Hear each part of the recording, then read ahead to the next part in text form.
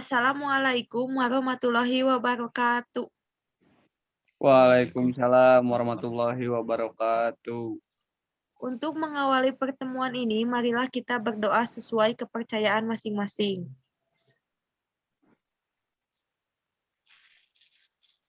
Berdoa selesai. Terima kasih karena telah berkenan hadir pada pertemuan kali ini meskipun lewat Zoom. Baik, pada pertemuan kali ini kita akan membahas tentang PT FRG Berkah Mulia. PT FRG Berkah Mulia adalah sebuah industri yang bergerak di bidang produksi packaging di kawasan Jawa Barat. PT FRG Berkah Mulia merupakan perusahaan besar yang menjunjung kualitas. Tak heran perusahaan ini memiliki banyak customer dari berbagai kota di Indonesia. Pada suatu ketika, PT FRG Berkah Mulia dihadapkan pada masalah besar, yaitu penurunan jumlah produksi dikarenakan berkurangnya order dari beberapa customer. Sepertinya PT FRG Berkah Mulia kehilangan kepercayaan dari beberapa customer-nya. Pimpinan terjun langsung ke bawah untuk bertanya pada karyawannya apa yang mereka rasakan dan masalah apa yang sebenarnya terjadi. Dan berikut data-data yang diperoleh. 1. Mesin cetak yang sudah tidak optimal. 2. Sering terjadi pemborosan bahan baku. 3. Sering terjadi kesalahan produksi dan baru diketahui ketika barang akan dikirim. 4. Jumlah karyawan yang sedikit. 5.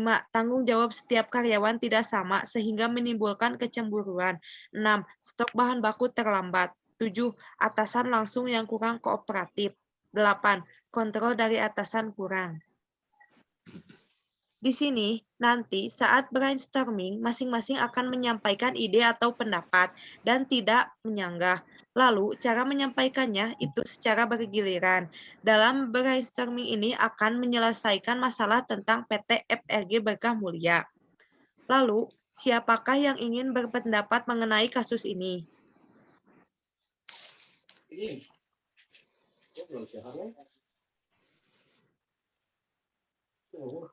Baik, silakan Saudara Umar. Baik, ada suaranya Saudari Silvi. Ada. Silahkan. Baik, terima kasih. Di sini saya akan memaparkan pendapat saya mengenai 8 kasus tersebut.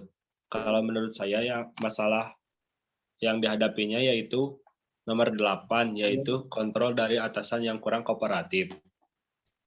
Mengapa demikian? Karena dari sinilah sumber masalah-masalah atau problem lainnya terjadi. Contohnya, pada poin nomor 3, sering terjadi kesalahan produksi dan baru diketahui ketika barang akan dikirim. Hal ini terjadi karena kurangnya pengontrolan dari atasan dan bisa jadi karena kurang jelasnya instruksi yang diberikan kepada bawahannya. Sehingga produk yang telah diproduksi itu mengalami kegagalan atau kesalahan yang mengakibatkan keterlambatan barang produksi kepada customer. Dari poin 3 ini merambat ke poin 2, yaitu sering terjadi pemborosan bahan baku. Karena terdapat kesalahan pada saat produksi, tentulah perusahaan dengan tegas memerintahkan untuk memproduksi kembali barang yang telah salah itu dengan tujuan menjaga nama baik perusahaan tersebut agar tidak dicap lalai dalam memproduksi barang oleh orang lain. Dan dengan tujuan untuk tidak mengecewakan customer-nya. Yang selanjutnya, nomor 1, yaitu mesin cetak yang sudah tidak optimal. Bisa jadi masalah-masalah tadi terjadi karena mesin yang sudah tidak layak pakai ini masih saja dipergunakan oleh perusahaan.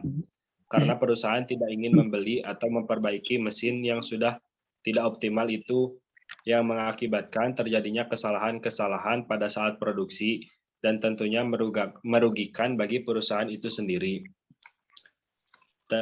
Terima kasih. Mungkin itu saja yang bisa saya sampaikan untuk Saudari Silvi. Baik, terima kasih. Ada yang mau berpendapat lagi? Silahkan Ismail.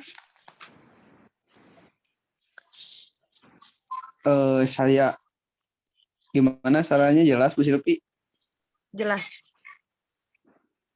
Di sini saya akan memaparkan tentang salah satu dari masalah tersebut.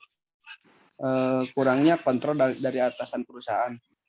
Pengirim informasi tidak menyusun kata dengan baik dan benar sehingga terjadi kesalahpahaman dalam penyampaian informasi. Penerima informasi tidak fokus, tidak berkonsentrasi, atau kurang pengetahuan tentang informasi yang disampaikan pengirim. Informasi yang tidak dipahami penerima, tidak ada tanda baca atau urutan sesuai kronologi. Sebagai pemimpin tim dapat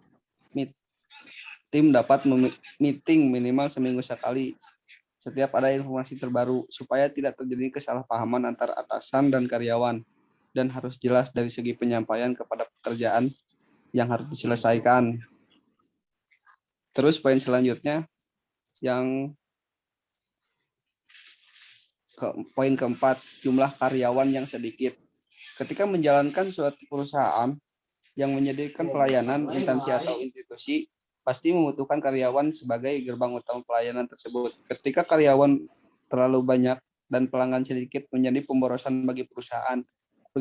Begitu pula sebaliknya, jika karyawan sedikit tapi pelanggan terlalu banyak, maka dapat menyebabkan tidak ketersediaan produk dan membuat ketidakpuasan pelanggan. Dan karyawan yang melayani pun juga akan kewalahan. Pengaturan karyawan ini secara otomatis sangat mempengaruhi kepuasan pelanggan. Permasalahan pengaturan karyawan adalah hal yang sering dalam perusahaan-perusahaan penyediaan pelayanan. Mungkin demikian hal yang saya sampaikan dari poin-poin tersebut. Sekian dan terima kasih. Terima kasih. Lalu, di sini saya sendiri yang akan memberikan sedikit pendapat tentang kasus ini. Menurut saya, permasalahan yang paling urgent adalah nomor 1. Alasannya karena mesin pada dunia industri sangat penting untuk menolong kegiatan atau pekerjaan manusia agar lebih efisien dalam penyelesaiannya, serta mengurangi resiko tingkat kecelakaan kerja. Seharusnya perusahaan agar mesin tetap bekerja optimal harus dilakukan perawatan yang teratur dan menjaganya dengan baik. Dan nomor 8 juga menjadi permasalahan yang sangat urgent. Dalam perusahaan, quality control sangat penting agar tidak terjadi kesalahan produksi saat barang dikirim. Hindari bahan yang kurang baik. Wajib melakukan pengontrolan dan pengawasan terhadap masing-masing yang dijadikan alat pembuatan produk. Mereka harus memastikan semuanya berjalan baik, tidak ada kerusakan yang membuat proses produksi terganggu. Ketika sedang menjalankan mesin produksi, harus melakukan pemeriksaan dengan mengambil random sampel di setiap mesin, agar bisa melihat apakah ada yang tidak beres dalam proses pengerjaan. Jika ada kecacatan, berhak untuk sementara waktu menghentikan proses produksi agar bisa dicari permasalahannya. Mungkin itu saja yang bisa saya sampaikan. Selanjutnya, saya akan mengklarifikasi apakah dari ide ini sudah mencakup pendapat teman-teman sekalian. Sudah. Ya, sudah. Apakah hasil ini bisa disetujui? Bisa. Baik, kalau begitu.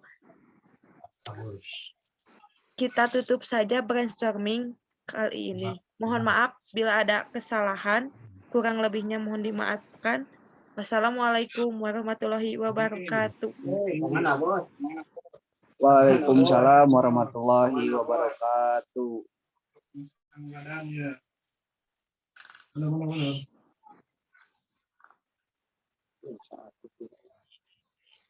Aduh.